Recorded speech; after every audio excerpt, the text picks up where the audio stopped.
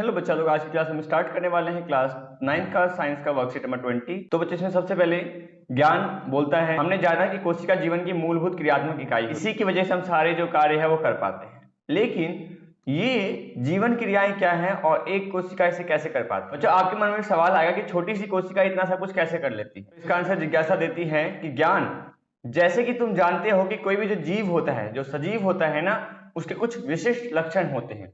जैसे उसके अंदर वृद्धि होती है, वो उत्सर्जन करता है, मतलब जो शरीर में वेस्ट मटेरियल है उसको शरीर से बाहर निकालता है, भोजन करता है, सांस लेता है, ठीक है, और ऐसे बहुत सी क्रियाएं करता है।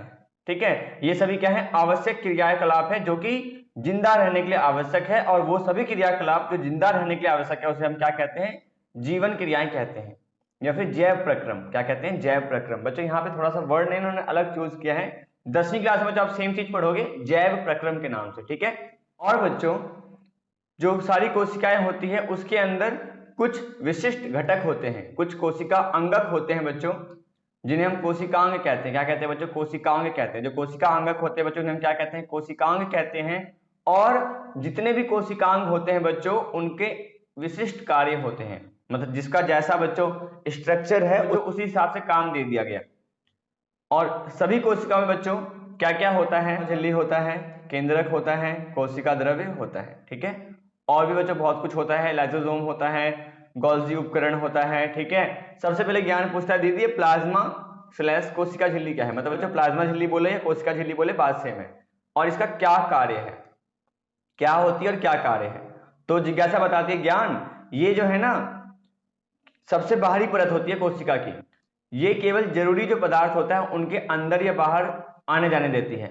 मतलब जो चीज कोशिका के लिए जरूरी है उसी का आदान या प्रदान होने देती है, एंट्री और एग्जिट करने देती है। ठीक है, ये और बच्चों एक और चीज, ये कुछ ही चीजों को जो है क्या करती है, परमिशन देती है, यानी कि हर चीज अंदर या बाहर जा सके।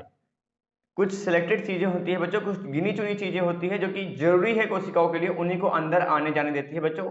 अब क्योंकि बच्चों सिलेक्ट कर करके भेज रही है, इसलिए बच्चों इसे हम क्या कहते हैं, वर्णनात्मक पारगम्य झिल्ली। तो बच्चों वो जरूरी पदार्थ क्या है जिसको आने जाने देती है, वो है O2, CO2, water and nutrients, मतलब पोषक तत्व और जल। ये सब बच्चों जरूरी है किसके लिए, कोशिका के लिए। क्यों, क्योंकि बच्चों इसका इस्तेमाल करके वो ऊर्जा बनाते हैं और भी बहुत से कार्य में इसकी आवश्यकता पड़ती है। अब बच्चों जाते आते कैसे हैं, ये जाते हैं बच्चों विस्तरण और परासरण क्रियाओं की वजह से। अब बच्चों यहाँ दो शब्द है, विस्तरण और परासरण, इनमें फर्क क्या है बच्चों अभी हम जानेंगे। बट अभी इतना समझ लो कि विस्तरण में क्या होता है, कोई भी पदार्थ अपनी ज्यादा सांद्रता से अपनी कम सांद्रता की ओर जाता है, मतलब जो चीज जहां ज्यादा होता है वहां से कम की तरफ जाना स्टार्ट कर देता है, इसे हम क्या कहते हैं, विसरण कहते हैं। क्या कहते हैं, विसरण कहते हैं। और कोशिकाओं में भी बच्चों इसी प्रक्रम की वजह से क्या होता है, पदार्थों का आदान प्रदान हो पाता है। जो चीज जहां ज्यादा होती है वहां से कम की तरफ चली जाती है ना, कोशिका के अंदर बाहर चली जाती है। मान लो कोशिका के बाहर O2 ज्यादा है और अंदर में O2 कम है, तो O2 कहां से कहां जाएगा, बाहर से अंदर जाएगा। ठीक है बच्चों, आगे बढ़ते हैं। अभी हमने एक शब्द पढ़ा था बच्चों परासरण। तो यार देखो परासरण जो है एक स्पेशल केस है किसका, विसरण का, मतलब विसरण का ही एक पार्ट है परासरण। होता क्या है बच्चों, विसरण जो है सभी पदार्थों में संभव है, चाहे ठोस है, चाहे द्रव्य है या फिर गैस है। परंतु बच्चों जो परासरण है उसको हमने स्पेशली किसके लिए बोला है, जल के लिए, मतलब जहां जल का विसरण होता है उसे हम क्या कहते हैं, परासरण कहते हैं। अब सवाल है कि विलयन की सांद्रता का कोशिका पर क्या प्रभाव होता है। तो बच्चों जल की सांद्रता के आधार पर विलयन 3 प्रकार के होते हैं। जल की सांद्रता के आधार पर बच्चों कितने प्रकार के होते हैं विलयन, 3 प्रकार के। पहला है अल्प परासरण दाबी विलयन। अल्प परासरण दाबी विलयन में क्या होता है बच्चों, कोशिका की अपेक्षा बाहर में उस विलयन में जल अधिक होता है, जल की सांद्रता अधिक होती है। इसलिए बच्चों क्या होता है, जल जो है अपने उच्च सांद्रता से अपने निम्न सांद्रता की ओर जाता है। मतलब विलयन में से कहां जाना शुरू कर देता है बच्चों, कोशिका में जाना शुरू कर देता है। क्यों, क्योंकि भाई कोशिका में जल की सांद्रता कम है और बाहर में कोशिका की सांद्रता क्या है बच्चों, अधिक है, इसलिए ऐसा काम होता है। दूसरा है बच्चों समपरासरण दाबी विलयन। तो जिसमें क्या होता है भाई, इक्वल इक्वल होता है। इसकी वजह से बच्चों क्या होता है, जितना पानी इसमें एंटर करता है उतना ही एग्जिट हो जाता है और कोशिका के आकार में कोई परिवर्तन नहीं होता। परंतु बच्चों यहाँ क्या होता है, कोशिका फूल जाती है। क्यों, अंतः परासरण की वजह से, मतलब जल जो है अंदर एंट्री कर गया है ना, इस वजह से बच्चों फूल जाता है। तीसरा है बच्चों अति परासरण दाबी विलयन। इसमें क्या होता है बच्चों, विलयन में जो है कोशिका की अपेक्षा कम जल होता है, मतलब जल की सांद्रता क्या होती है बच्चों, कम होती है। इसलिए बच्चों क्या होता है, कोशिका से जल बाहर निकलना स्टार्ट कर देता है, जल बच्चों बाहर निकलना स्टार्ट कर देता है और कहां चला जाता है, विलेन में चला जाता है, जिसकी वजह से बच्चों क्या होता है, कोशिका सिकुड़ जाता है। समझ में आ रही है बात। जल जो है अपने उच्च सांद्रता से अपने निम्न सांद्रता की ओर जाएगा, है ना। इसे भी आप बच्चों जो मैं बोल रहा हूं उसको एज इट इज बच्चों आप याद कर लीजिएगा, या फिर एनसीईआरटी बुक से बच्चों डेफिनेशन याद कीजिएगा, यहां पे इसे डेफिनेशन याद मत कीजिएगा।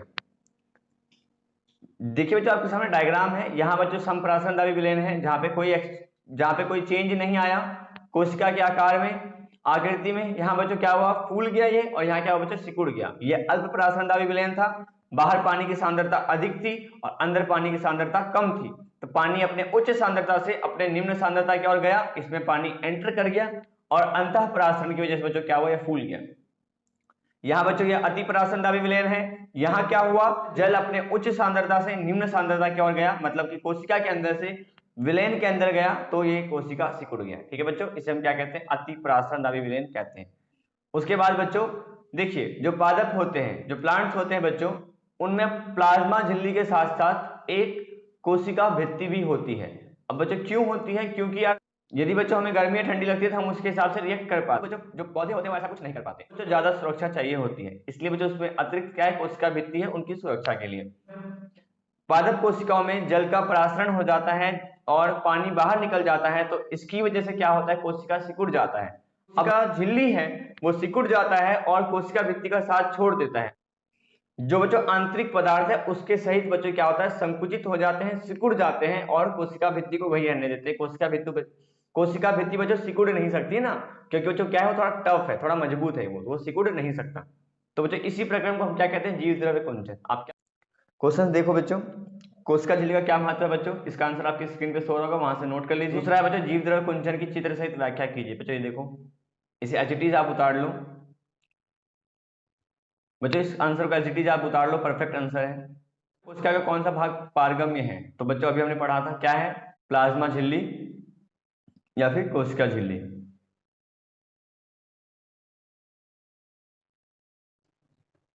फोर्थ क्वेश्चन बच्चों, किशमिश और लाल रक्त कोशिका को अल्प प्राशनदायी विलयन में रखने पर उनमें क्या बदलाव होंगे। तो बच्चों अल्प प्राशन मतलब कि पानी की सांद्रता अधिक होगी विलयन में, किसके तुलना में, कोशिका की तुलना में। इसलिए बच्चों क्या होगा, पानी के जो मॉलिक्यूल्स है, जो पानी के अणु है बच्चों, कहां से कहां जाएंगे, विलयन में से कोशिका के अंदर जाएंगे बच्चों, जिसकी वजह से क्या होगा, कोशिका फूल जाएगा। और क्यों होगा बच्चों ऐसा, एंडोऑस्मोसिस की वजह से, अंतः परासरण की वजह से। तो बच्चों इसी के साथ वर्कशीट फिनिश होती है, मिलते हैं अगली वीडियो में अगले वर्कशीट के साथ, तब तक के लिए बाय बाय, टाटा एंड खुदा हाफिज।